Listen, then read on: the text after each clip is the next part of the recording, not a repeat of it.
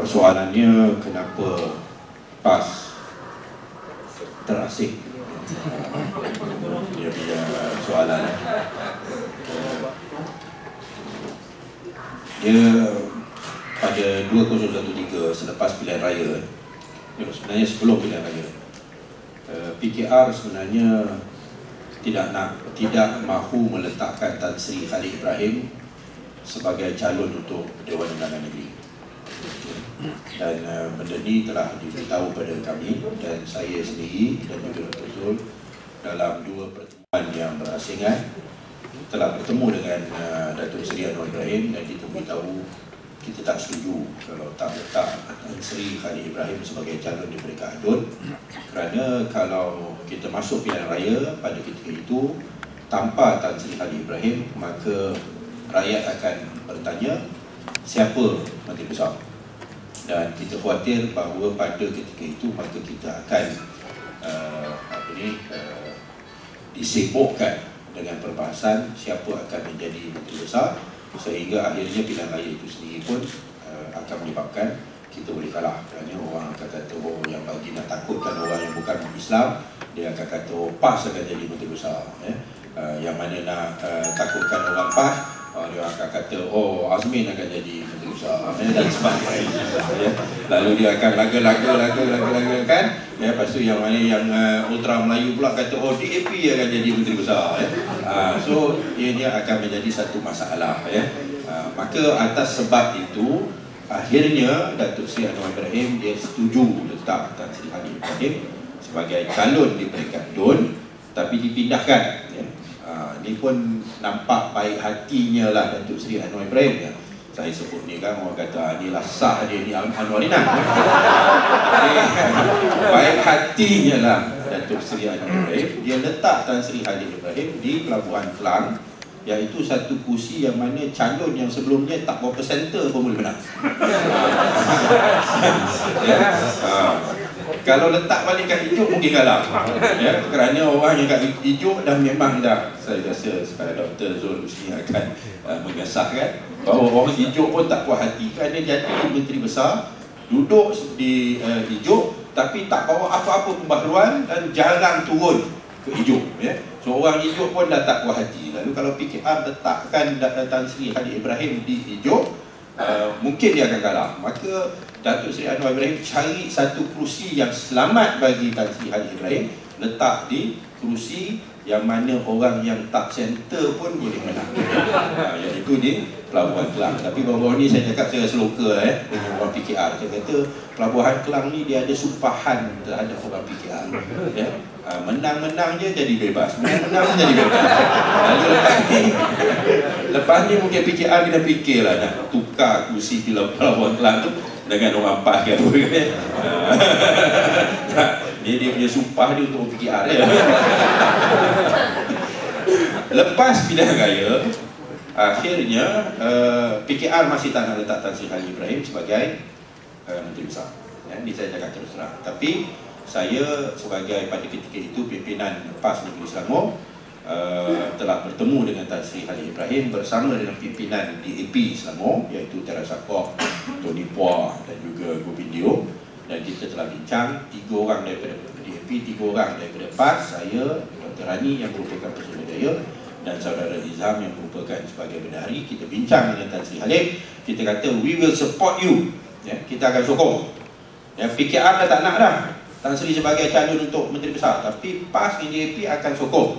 Tapi syaratnya di antara yang terpenting ialah kita akan bentuk apa yang dinamakan sebagai jawatan kuasa pemandu ataupun steering committee. 3 wakil daripada setiap parti, 3 from PAS, 3 from DAP, 3 from PKR. Tan Sri jadi sebagai pengurusi, tiap-tiap minggu ataupun tiap-tiap 2 minggu jumpa, semua dasar-dasar yang nak dilaksanakan mesti bincang bersama. Tan Sri setuju, tapi tak adalah hitam putih.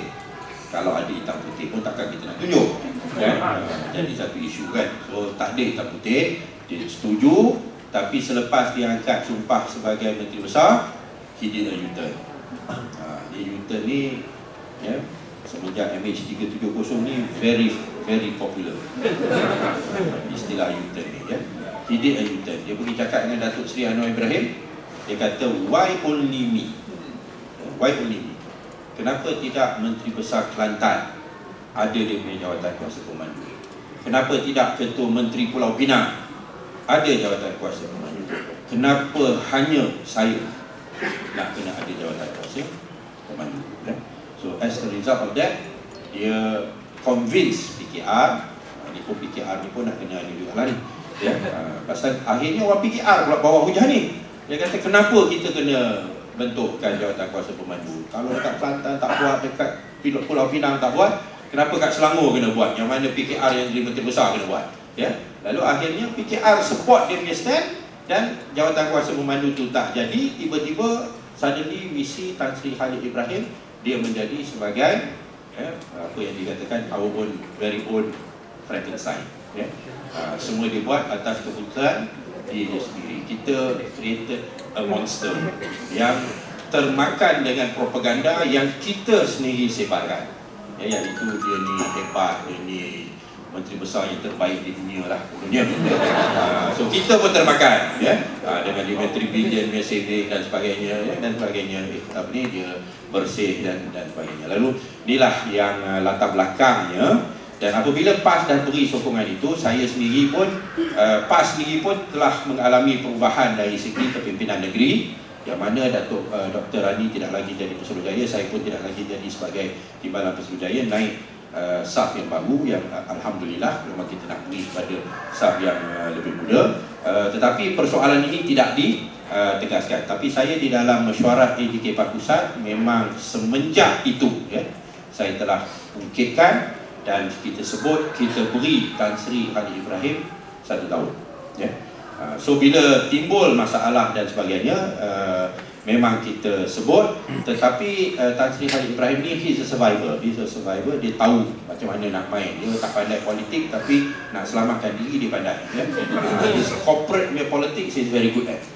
Corporate politics. Kalau politik yang lain tu mungkin dia tak berapa pandai, tapi corporate politics is very good. Dia dah tahu PKR tak sokong dia. So he gave PAS special treatment. Dia tak lapor pada Datuk Seri Anwar Ibrahim, tapi saya difahamkan dia lapor almost every 2 weeks pada pimpinan PAS, sama ada directly or indirectly, sehingga memberikan gambaran kepada pimpinan PAS bahawa sebenarnya PAS tak ada masalah dengan Tan Sri Khalid Ibrahim. Dan exco PAS pun memang diberikan layanan yang agak baik, lebih baik daripada yang diberikan kepada exco PKR dan DPP. Sehingga akhirnya apa yang digambarkan kepada pimpinan pusat ialah yang ada masalah dengan Tan Sri Khalid Ibrahim adalah PKR, bukan PAS.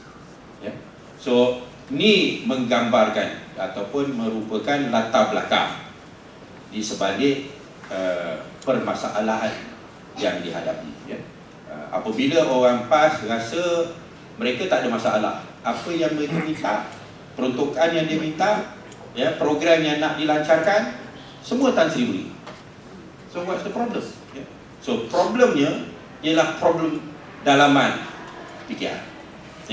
So this is mainan sandiwara dan politik yang dilakukan oleh Tan Sri Khalid Ibrahim yang menyebabkan PAS agak terasing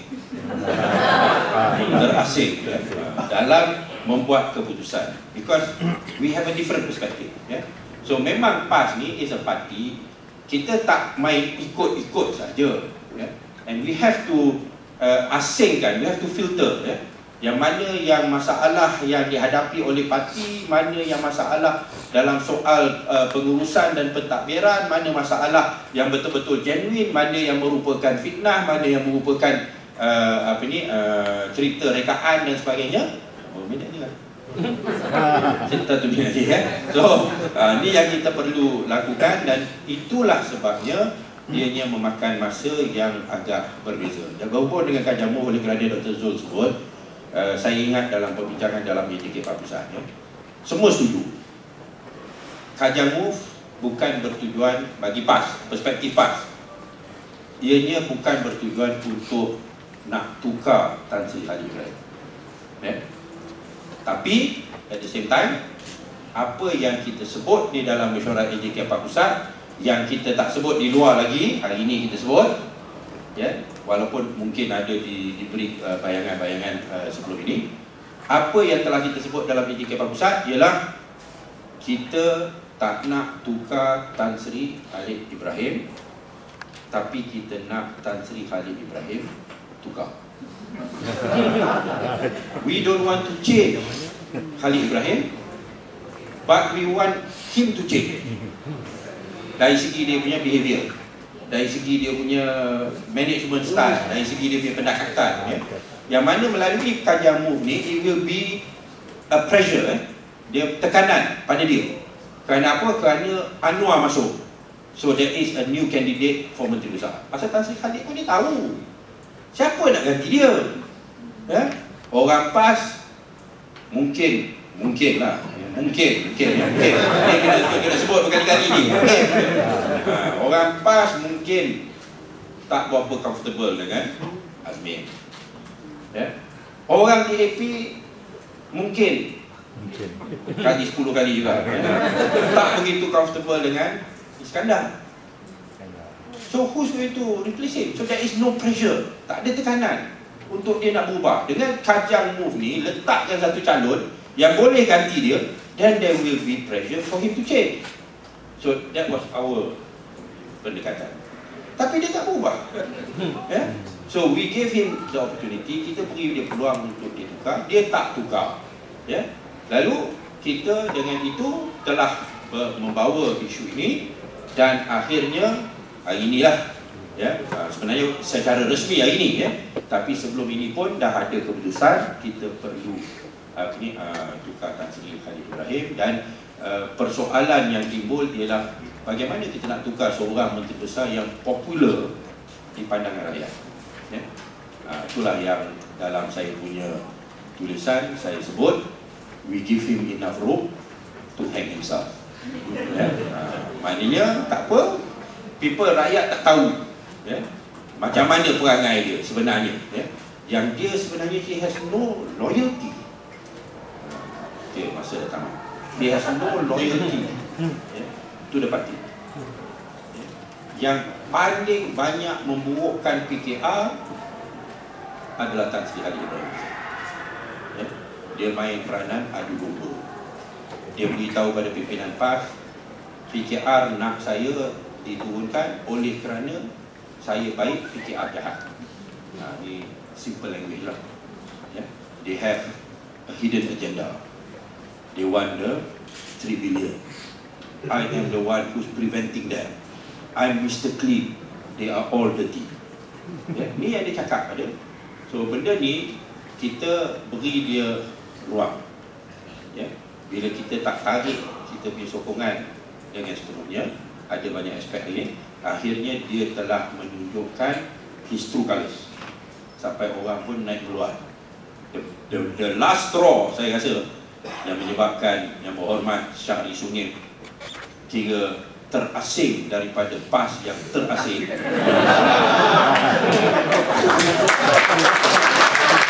dan juga saudara Yang Berhormat Hasnul, ialah bila dia boleh cakap